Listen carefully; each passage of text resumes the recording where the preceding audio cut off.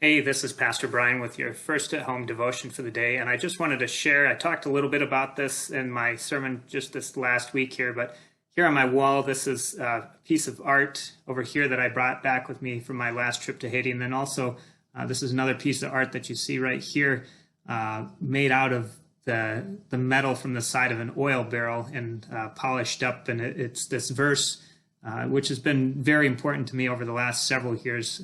My grace is sufficient for you, for my power is perfected in weakness. That's from 2 Corinthians chapter 12, verse 9.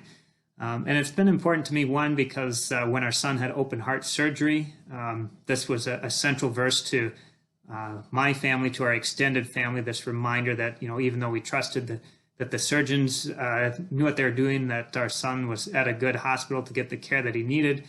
Ultimately, we still felt like this was out of our hands, and we were glad to have it in God's hands.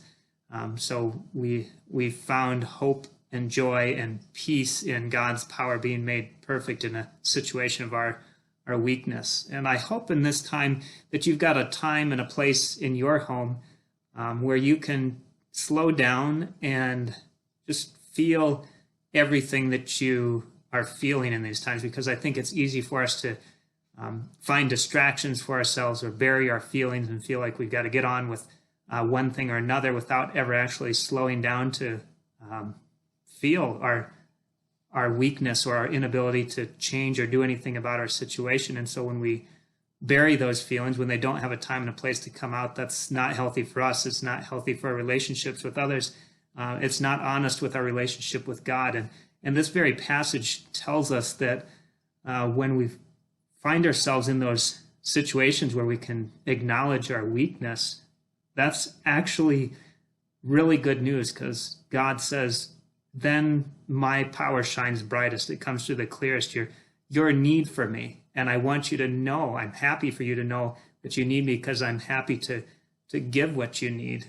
So the twofold gift of having a time and a place in your day to say, here's the things that I'm missing or grieving, or I feel weak and unable to do anything about it, and then to listen for God entering into that situation, to be held by the good news of this particular verse, and then to have those feelings begin to be lifted as well, as we trust and look forward to how God overcomes these things and invites us to go on in our days to love and care for one another. So have a good week. I look forward to seeing you online or in the drive-in worship, or maybe a comment even here out on the internet.